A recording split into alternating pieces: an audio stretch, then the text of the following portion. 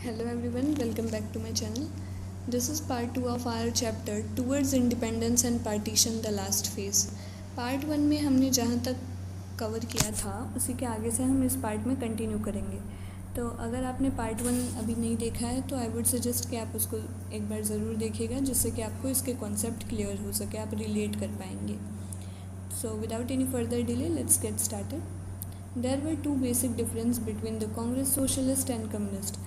अब हम सबसे पहला टॉपिक हमारा है कि कांग्रेस सोशलिस्ट और कम्युनिस्ट के बीच में क्या डिफरेंसेस थे, बेसिक डिफरेंसेस। तो कांग्रेस सोशलिस्ट जो हुआ करते थे, जो ग्रुप था, वो ज़्यादा सपोर्ट शो करता था अपना नेशनल कांग्रेस को लेकर। नेशनल कांग्रेस उस टाइम पे इंडिया की एक सबसे बड़ी पॉलिटिकल पार्टी थी जो इंडिया को रिप्रेजेंट कर रही थी, ब्रिटिशर्स के अगेंस्ट प्रोटेस्ट करवा रही थी। नेशनल मूवमेंट में काफ़ी रोल था इसी पार्टी का, इंडियन नेशनल कांग्रेस। और इसी में हमारे इम्पोर्टेंट लीडर्स जैसे महात्मा गांधी, सरदार पटेल, सुभाष चंद्र बोस, सब इसके मेंबर्स भी थे। तो कांग्रेस सोशलिस्ट को ऐसा लगता था कि ब्रिटिशर्स के अगेंस्ट स्ट्रगल जो चल रहा है उसमें अगर हम इंडियन नेशनल कांग्रेस के साथ जुड़े रहेंगे तो हमको ज़्यादा हेल्प मिलेगी। And they were nationalist.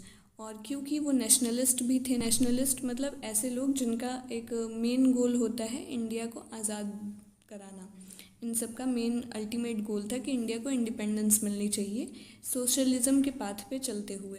तो इसीलिए ये इंडियन नेशनल कांग्रेस से अटैच्ड थे, उनके साथ जुड़े हुए थे।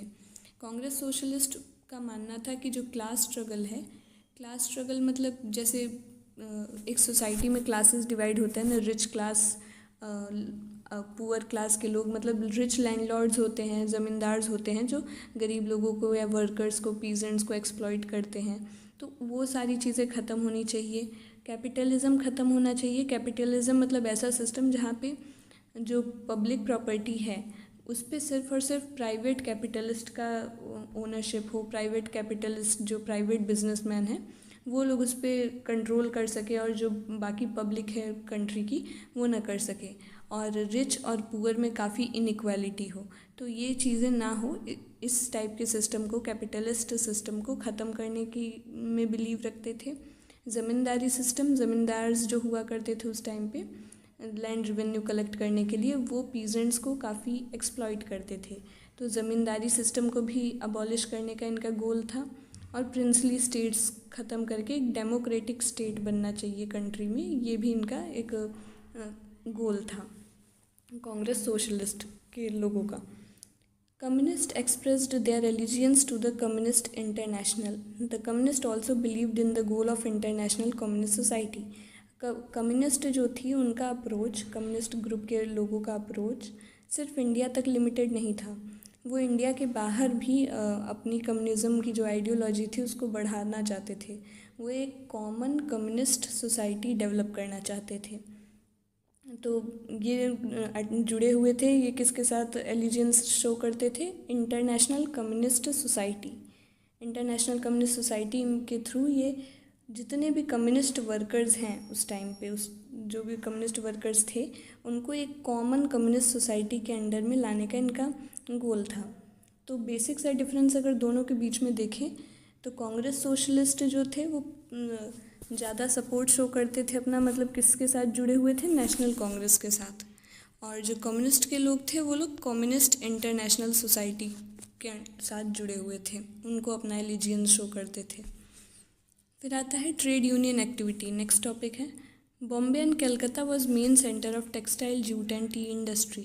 पहले ट्रेड यूनियन का मतलब समझते हैं। ट्रेड यूनियन मतलब जैसे एग्जांपल, किसी फैक्ट्री में जैसे बहुत सारे वर्कर्स काम कर रहे हैं और अगर वर्कर्स को, किसी वर्कर को प्रॉब्लम है कोई, जैसे उसको सैलरी कम मिल रही है उसके काम करने के लिए, तो वो फिर वो कंप्लेंट जाके अगर अथॉरिटीज़ को कर रहा है, अकेले जाके कंप्लेंट करेगा ओनर को या अथॉरिटी को कि जो हमारी सैलरीज़ बढ़ाई जानी चाहिए, वर्किंग आवर्स कम कर होने चाहिए।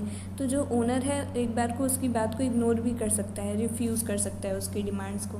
लेकिन इसीलिए जब बहुत सारे वर्कर्स एक साथ यूनाइट होके डिमांड रखेंगे तो ओनर को ऑब्लिगेटरी हो जाएगा, ओनर को बात माननी पड़ेगी। जो वहाँ का मालिक होगा फैक्ट्री का, उसको वर्कर्स की डिमांड्स के आगे झुकना होगा, उसको माननी पड़ेगी बातें। तो जब ऐसे ही बहुत सारे वर्कर्स किसी फैक्ट्री या किसी यूनियन मतलब किसी फैक्ट्री के वर्कर्स एक साथ यूनाइट होकर कोई डिमांड रखने के लिए ग्रुप बनाते हैं, उसी को ब्रॉडर सेंस में ट्रेड यूनियन कहा जाता है। ठीक है, तो यहाँ पे वही देखेंगे कि उस टाइम पे ट्रेड यूनियन एक्टिविटीज़ कैसी चल रही थी, मतलब जो वर्कर क्लास के लोग थे उन्होंने क्या क्या चीज़ें की। बॉम्बे और Calcutta was main centre of textile, jute and tea industry. यहाँ पे कुछ जगह के नाम दिए, बॉम्बे कलकत्ता, ये जो दो जगह हैं, यहाँ पे सबसे पहले मेन सेंटर था यहाँ पे टेक्सटाइल के लिए, मतलब कपड़े यहाँ पे बनते थे, जूट और टी की इंडस्ट्री। तो मेन इंडस्ट्रीज़ जो थी वो यहाँ पे पाई जाती थी बॉम्बे एंड कलकत्ता में। Naturally this two region has maximum working class population. अब जब यहाँ पे मेन इंडस्ट्रीज़ हैं तो यहीं पे सबसे ज़्यादा वर्किंग क्लास पॉपुलेशन होगा, मतलब ज़्यादा वर्कर्स इसी रीजन में पाए जाएंगे। वर्किंग और लिविंग कंडीशंस जो था बॉम्बे और कलकत्ता में, जो काम करने वाले वर्कर्स थे उनकी जो काम करने की कंडीशन, लिविंग कंडीशन जो भी था वहाँ पे, वो बहुत दयनीय था, मिजरेबल था, मतलब अच्छा नहीं था। उनको बहुत ज़्यादा काम करना पड़ता था, 16 to 18 आवर्स अ डे, इतने ज़्यादा टाइम तक उनको, लंबे टाइम तक, लॉन्ग आवर्स तक काम करवाया जाता था। कोई उनको छुट्टी के लिए कोई रूल नहीं था, उनके जॉब की कोई सिक्योरिटी भी नहीं थी। ओनर जो था वो अपने मर्ज़ी से कभी भी किसी वर्कर को निकाल भी सकता था जॉब से। तो ये सारी चीज़ें उन्हें फेस करनी पड़ती थी। तो जब ऐसी सिचुएशन क्रिएट होती है तो कुछ लोग जैसे शशि प्रताप बनर्जी, उन्होंने एक वर्किंग मेंस क्लब बनाया सबसे पहले। वर्किंग मेंस क्लब क्या, एक ऐसे ही ट्रेड यूनियन जैसा ग्रुप बनाया जिसमें सारे वर्कर्स यूनाइट होकर अपनी डिमांड रखने के लिए आते हैं। उन्होंने एक जर्नल भी पब्लिश किया, द भारत श्रमजीवी और इंडियन वर्कर। शशि प्रताप बनर्जी ने क्या क्या चीज़ें की, फैक्ट्स जो हैं वो आपको याद रहने चाहिए।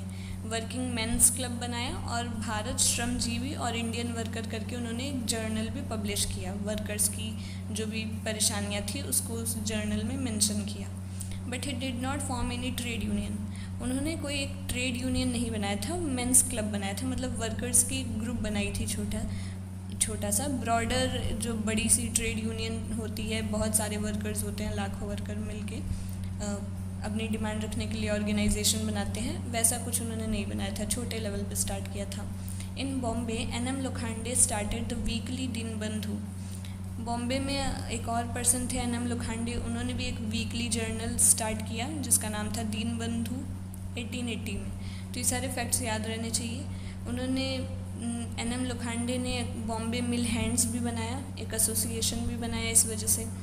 This association was not a trade union in modern sense, first trade union. तो ये सारी चीज़ें, वर्किंग मेंस क्लब और ये जो एसोसिएशन बना, ये सब ट्रेड यूनियन नहीं था। सबसे पहला भारत का ट्रेड यूनियन कब और कहाँ बनता है वो ये है, इम्पॉर्टेंट है ये, कि first trade union Madras labour union के नाम से बनता है, अप्रैल में 1918 में बनता है, by BP Wadia. BP Wadia करके एक पर्सन थे जिन्होंने पहला भारत का ट्रेड यूनियन बनाया जिसका नाम था Madras labour union. A close associate of Mrs Annie Besant. Mohan Karamchand Gandhi also led a strike of workers in 1988। Gandhi ji ने भी वर्कर्स के लिए स्ट्राइक किया 1918 में, वर्कर्स की डिमांड्स को सपोर्ट करते हुए अहमदाबाद में। 1920 में गांधी जी ने भी एक ग्रुप बनाया, मजूर महाजन जिसका नाम था, जिससे कि वो वर्कर्स और उनके एम्प्लॉयर्स के बीच में पीसफुल रिलेशन इस्टेब्लिश कर सके इस ग्रुप के थ्रू। ट्रेड यूनियन मूवमेंट ऐसे ही धीरे धीरे हर जगह चल रहा था, शुरुआत हो रही थी। 1919-20 में इंडस्ट्रियल स्ट्राइक्स भी देखने को मिलते हैं। मतलब स्ट्राइक मतलब कि जो वर्कर्स थे वो काम करना बंद कर देते हैं, हड़ताल पे आ जाते हैं अपनी डिमांड्स को मनवाने के लिए। जैसे कानपुर, कलकत्ता, बॉम्बे, मद्रास, इन सब जगह पे स्ट्राइक होता है। Large number of workers participate करते हैं इसमें। अब ऐसा ज़रूरत लगा सबको कि जो वर्कर्स को इतना प्रॉब्लम फेस करना पड़ रहा है, उस प्रॉब्लम्स को सॉल्व कराने के लिए एक ऑल इंडिया ऑर्गेनाइजेशन होनी चाहिए वर्कर्स की। तो इसी रीज़न से all India trade union Congress बनाया जाता है बॉम्बे में, जिसके स्टार्टिंग के सेशन को लाला लाजपत राय ने प्रिसाइड किया, मतलब वो उसके प्रेसिडेंट थे। इसको बहुत सारे लीडर्स ने इसके सेशन को अटेंड भी किया, लेकिन still then the growth of trade union among the worker was slow. मतलब इस ट्रेड यूनियन बन तो गया, ट्रेड यूनियन बना था वर्कर्स के लिए ही, लेकिन ट्रेड यूनियन को ज्वाइन नहीं करते थे बहुत से वर्कर्स, क्योंकि उनको डर था कि उनको अगर वो ट्रेड यूनियन को ज्वाइन करेंगे तो उनके जो एम्प्लॉयर्स हैं, फैक्ट्री के ओनर्स हैं, उनको निकाल देंगे काम से, इसलिए नहीं ज्वाइन करते थे बहुत लोग डर के वजह से। उसी टाइम पे तब से ग्रेट इकोनॉमिक डिप्रेशन भी आ जाता है, जिसकी वजह से बहुत सारी फैक्ट्रीज़ बंद हो जाती हैं और बहुत सारे वर्कर्स की जॉब्स भी चली जाती हैं। तो ये जो ट्रेड यूनियन कांग्रेस था उतना सक्सेसफुल नहीं हो पाता है। बहुत से अप्स एंड डाउन इस मूवमेंट में, ट्रेड यूनियन मूवमेंट में देखने को मिलते हैं, और एक टाइम ऐसा आता है कि जब ये AITUC जो हमारा बना था, all India trade union Congress, उसमें स्प्लिट देखने को मिलता है। मतलब ये 2 पार्ट में बढ़ जाता है, 2 ग्रुप्स में। Moderate left the AITUC and form the Indian trade union federation. जो मॉडरेट्स थे, मॉडरेट्स मतलब क्या होता है कि जो लीडर जो पीसफुल वे में अपने काम को करवाने का बिलीव करते थे, कि जो नेगोशिएशन या डिस्कशन, बातचीत करके हमको अपनी बात मनवानी चाहिए, ऐसे आइडियोलॉजी पे बिलीव करने वाले लीडर्स को मॉडरेट्स कहते थे। तो मॉडरेट्स ने AITUC का जो ग्रुप था उसे छोड़ दिया, लीव कर दिया ऐसे मेंबर्स, और इंडियन ट्रेड यूनियन फेडरेशन वो अपना अलग से बनाते हैं। फिर 1931 में भी स्प्लिट होता है। कम्युनिस्ट मेंबर्स जो थे, कम्युनिस्ट आइडियोलॉजी के फॉलोअर्स, वो सब भी छोड़ देते हैं, ग्रुप को लीव कर देते हैं, और रेड ट्रेड यूनियन कांग्रेस करके अपना सेपरेट ग्रुप बनाते हैं। इस स्प्लिट की वजह से ये जो ट्रेड यूनियन मूवमेंट जितना स्टार्ट हुआ था एकदम तेज़ी से, उतने ही जल्दी ये ख़त्म भी हो जाता है। Attempts were made by leftist socialist to unite the worker for collective movements. लेकिन उसके बाद भी बहुत से सोशलिस्ट लीडर ऐसा कोशिश करते हैं कि वापस से वर्कर्स के मूवमेंट को ऑर्गेनाइज़ किया जाए और मूवमेंट फिर से स्टार्ट किया जाए। अब हम आते हैं एक दूसरे मेजर टॉपिक पे, किसान सभा मूवमेंट। इस मूवमेंट को समझने से पहले ये जानना है कि किसानों ने, जो पीजेंट्स थे, उनको क्या ज़रूरत पड़ती है मूवमेंट करने की। तो इस सब के पीछे रीजंस यहाँ पे दिए हुए हैं कि एक्सेसिव बर्डन ऑफ टैक्सेशन, किसानों के ऊपर टैक्स बहुत ज़्यादा लगाया जाता था, टैक्सेस ज़्यादा होने की वजह से उनको काफ़ी सफ़र करना पड़ता था। फियर ऑफ एविक्शन, किसानों को ये भी डर था कि एविक्ट कर दिया जाएगा, मतलब उनकी जो ज़मीन है, उनकी जो प्रॉपर्टी है, उनसे ले ली जाएगी, उनको निकाल दिया जाएगा उनके ज़मीनों से। No occupancy right on land, ऐसा इसलिए था क्योंकि उनके बहुत से किसानों को उनकी ज़मीन पे ही उनको कोई लीगल राइट नहीं मिलता था। मतलब अगर कोई किसान कहता है कि ये लैंड जो है, ये प्रॉपर्टी मेरी है, तो उसके पास कोई लीगल डॉक्यूमेंट नहीं होता था वो शो करने के लिए, प्रूफ करने के लिए। तो इस वजह से भी उनसे ज़मीनें जो ब्रिटिशर्स थे वो छीन लिया करते थे इलीगल तरीके से। Rise in prices of essential commodities, जो डेली यूज़ की चीज़ें हैं, ज़रूरत की चीज़ें, खाने पीने की, उन सब के दाम भी बढ़ चुके थे, तो किसानों को खाने पीने में भूख सहना पड़ता था, गरीब होते थे वो। टॉर्चर ऑफ लैंडलॉर्ड्स, जो बड़े लैंडलॉर्ड्स हुआ करते थे वो किसानों को काफ़ी टॉर्चर करते थे, परेशान करते थे। And passive attitude of authority मतलब ब्रिटिश गवर्नमेंट या ब्रिटिश अथॉरिटी जो उस टाइम पे थी, वो किसानों की बातों को एड्रेस नहीं करते थे प्रॉपरली, जो उनके प्रॉब्लम्स हैं उनको वो सुनते नहीं थे। तो इन सारी रीजंस की वजह से जो किसान है वो रिवॉल्ट करना शुरू करते हैं। बहुत सारी जगह पे रिवॉल्ट स्टार्ट हो जाता है इंडिया में 1920 से 1930 के टाइम पीरियड तक में। The non cooperation movement of 1920 also encourage the peasants. ये सारे रीजंस के अलावा नॉन कॉपरेशन मूवमेंट जो गांधी जी ने चलाया था 1920 में, आपने पढ़ा होगा, तो इस मूवमेंट की वजह से भी जो किसान थे वो थोड़ा इनकरेज होते हैं और ब्रिटिशर्स गवर्नमेंट के ख़िलाफ़ रिवॉल्ट में आगे आते हैं। सबसे पहले अगर पीजेंट मूवमेंट के मेन सेंटर की बात करें तो वो यूपी में था। यूपी में ही सबसे पहले किसानों ने मूवमेंट करना स्टार्ट किया था ज़्यादातर।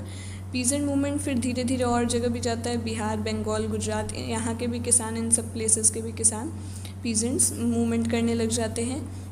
मूवमेंट धीरे धीरे वायलेंट हो जाता है, पीसफुल मूवमेंट से एकदम वायलेंट एग्रेसिव मूवमेंट की तरफ ये टर्न हो जाता है, और पुलिस जो थी वो बहुत सारे लोगों पे गोलियां चलाने लगती है इस मूवमेंट को सप्रेस करने के लिए। मतलब ब्रिटिश अथॉरिटी घबरा गई कि जो पीजेंट्स है अगर ऐसे ही चलता रहा तो काफ़ी हमको लॉस होगा, हमको सफ़र करना पड़ेगा, पीजेंट्स ज़्यादा मूवमेंट में आ जाएंगे तो प्रॉब्लम होगी। इसलिए ब्रिटिश अथॉरिटीज़ ने पुलिस भेजी, फोर्सेस लगाएं जिससे कि इस पीजेंट को सप्रेस किया जा सके।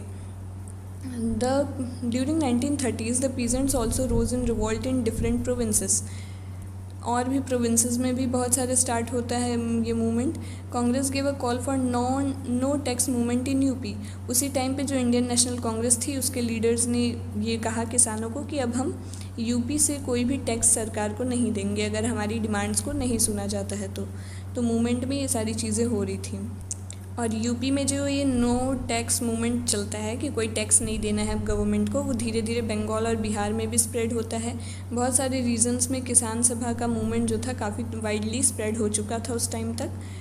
Central organisation was gradually felt by socialist. लेकिन ये जो किसानों का मूवमेंट अलग अलग जगह पे चल रहा था तो ऐसा सोशलिस्ट लीडर को फील होता है कि ये डिफरेंट प्लेसेस पे जो अनऑर्गेनाइज्ड वे में चल रहा है मूवमेंट उसको ऑर्गेनाइज करके एक साथ एक कॉमन ग्रुप के अंदर लाके करना चाहिए, मूवमेंट चलाना चाहिए।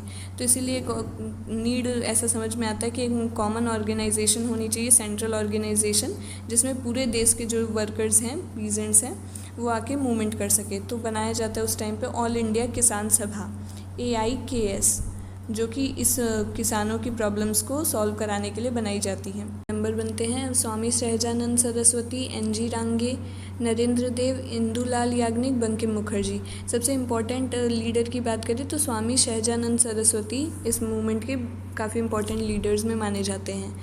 प्रेसिडेंट भी ऑल इंडिया किसान सभा के यही थे। तो ये सब फेमस लीडर्स थे। इन फर्स्ट कॉन्फ्रेंस ऑफ किसान सभा इन लखनऊ 36 किसान सभा के ऑब्जेक्टिव्स को डिक्लेयर किया जाता है जब किसान सभा का पहला कॉन्फ्रेंस लखनऊ में होता है। तो कि किसान सभा ये जो मूवमेंट बन गई है इसकी क्या क्या ऑब्जेक्टिव्स हैं, इनके क्या डिमांड्स हैं। तो पहला था कि किसानों को, पीजेंट्स को हर तरह के इकोनॉमिक एक्सप्लॉयटेशन से फ्री कराना है, फ्रीडम दिलानी है। मतलब कोई भी अनफेयर तरीके से उनसे पैसे या उनकी प्रॉपर्टी ना छीनी जाए और उनको जो भी रिसोर्सेज हैं पीजेंट्स को, वो सबके लिए जो रिसोर्सेज हैं वो यूज़ करने दिए जाएं। अबॉलिशन ऑफ ज़मींदारी सिस्टम को ख़त्म कराना है। लैंड्स दिलाने हैं लैंडलेस पीजेंट्स को, मतलब ऐसे किसान जिनके पास उनकी ज़मीनें नहीं हैं या उनके पास खेती करने के लिए कोई ज़मीन नहीं है, उनको ज़मीन दिलाना है, लैंड्स दिलाने हैं। हर तरीके के जो कर्ज़ हैं किसानों के ऊपर उसको ख़त्म करवाना है, कैंसिल कराना है, क्योंकि उस टाइम पे जो पीजेंट्स थे उन पे काफ़ी बर्डन होता था।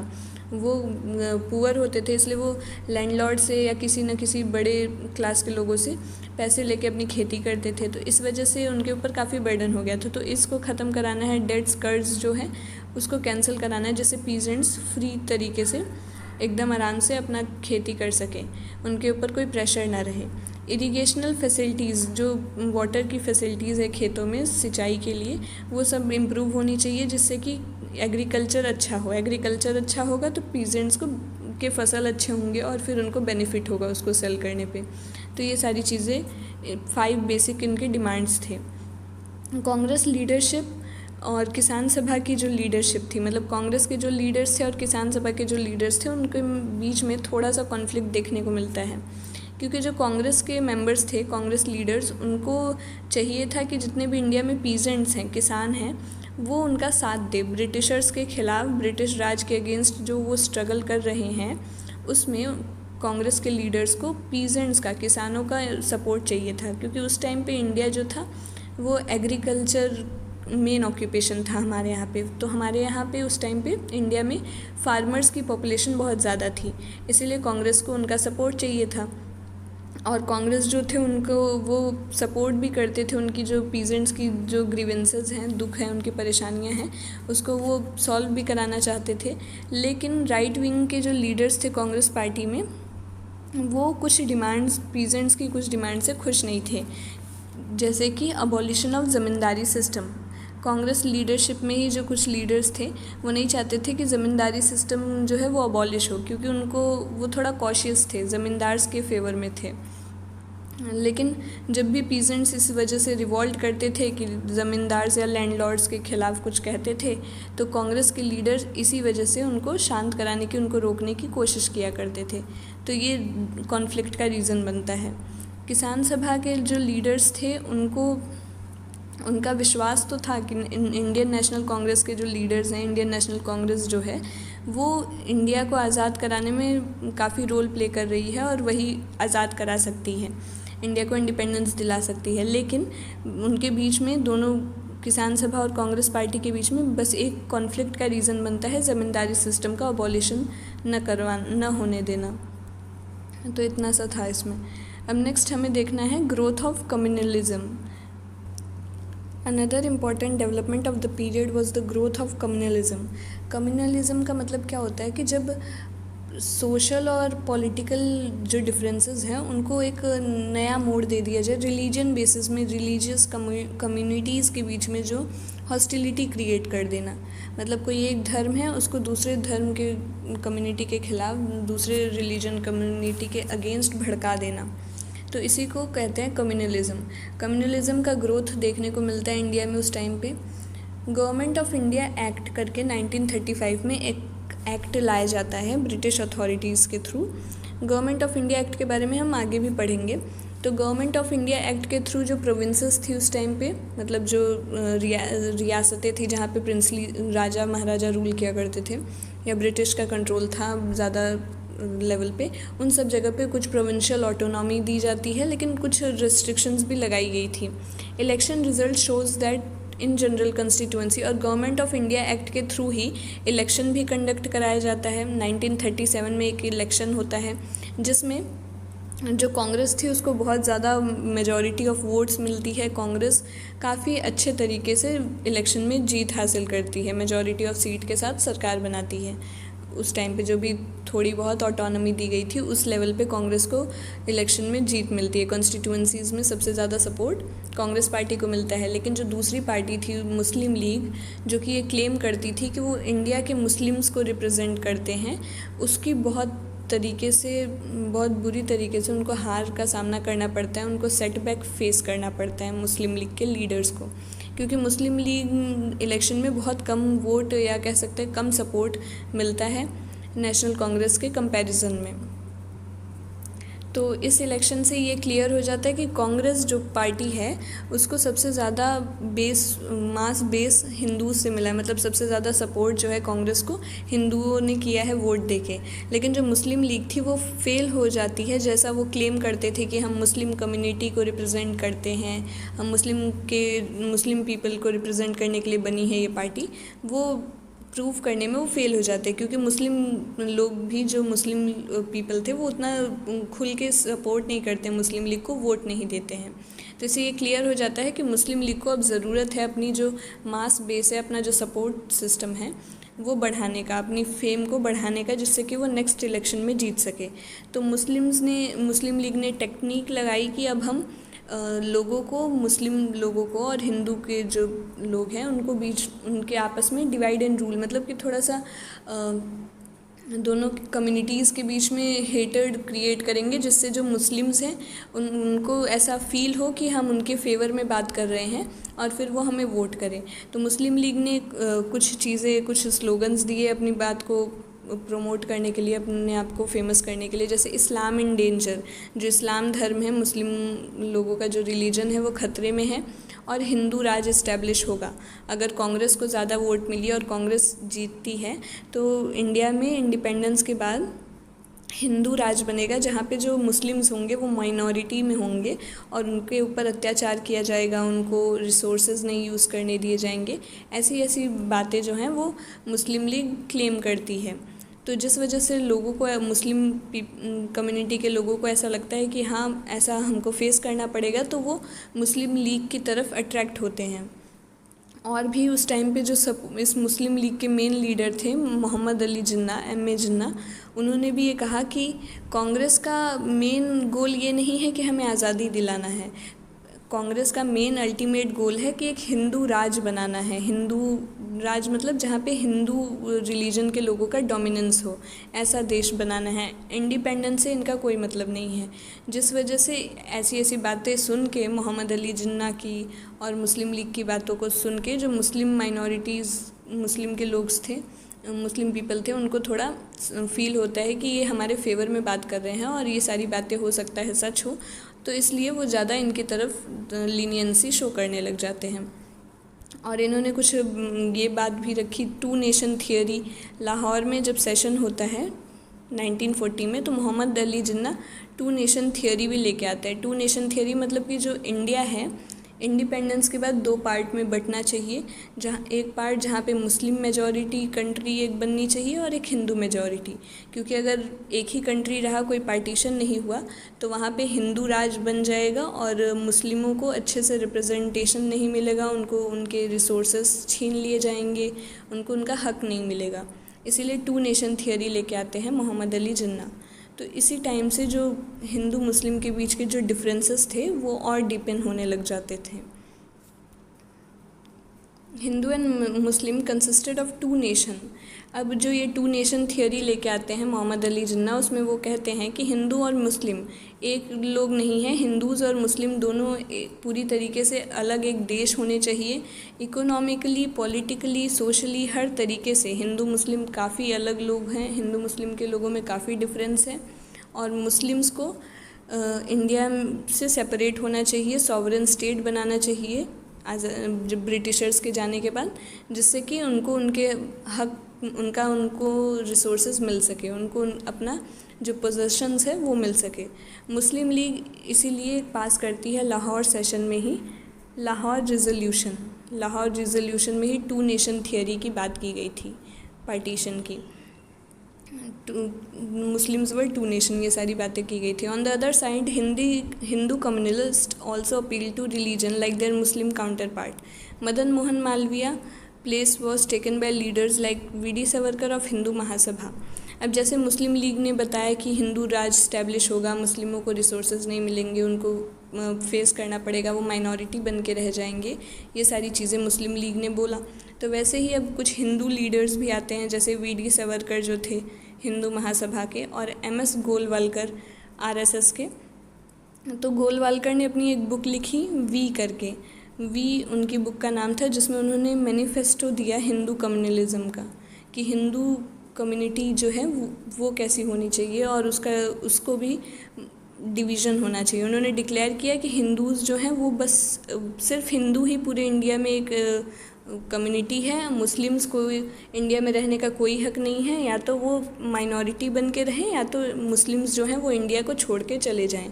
ऐसा गोलवालकर ने अपनी बुक में लिखा, हिंदू कम्युनलिज्म की आइडियोलॉजी को प्रेजेंट करते हुए। This was the Hindu communalist version of 2 nation theory. जैसे 2 नेशन थियोरी जिन्ना ने लाया, वैसे ही ये हिंदुओं का वर्जन था 2 नेशन थियोरी का। मतलब ये भी वैसे ही सिमिलर डिमांड रख रहे थे कि हिंदू ही सिर्फ एक हिंदू लोग ही इस देश में रहने लायक हैं, मुस्लिम्स को इंडिया में रहने का कोई हक नहीं है, या तो वो इंडिया छोड़ दे या तो सेकंड क्लास सिटीज़न बन के, मतलब माइनॉरिटी बन के यहाँ पे रह सकते हैं। They condemn the national Congress and Congress man for supporting are most inveterate enemies. और उन्होंने ये सारे जो लीडर्स थे, गोलवालकर, वी.डी. सावरकर, ऐसे लीडर्स ने कंडेम भी किया कि जो कांग्रेस है वो हमारे इनविटरेट एनिमीज़, हमारे दुश्मनों को सपोर्ट ना करे, मतलब मुस्लिम कम्युनिटी को सपोर्ट बिल्कुल भी ना करे। इस वजह से जो पॉलिटिकल और सोशल एटमॉस्फेयर था, या जो थोड़ा बहुत मतभेद था हिंदू और मुस्लिम कम्युनिटीज़ के बीच में, जो डिफरेंसेस थे वो और भी बढ़ने लग जाते हैं, और दोनों कम्युनिटीज़ के बीच में, धर्म के बीच में डिवीज़न देखने को मिलता है, मतलब काफ़ी हॉस्टिलिटी, दुश्मनी बढ़ते हुए देखने को मिलती है। तो इस पार्ट में बस इतना ही। नेक्स्ट पार्ट में हम देखेंगे गवर्नमेंट ऑफ इंडिया एक्ट और उसके आगे के topics in detail. So please subscribe the channel for further updates. Thank you.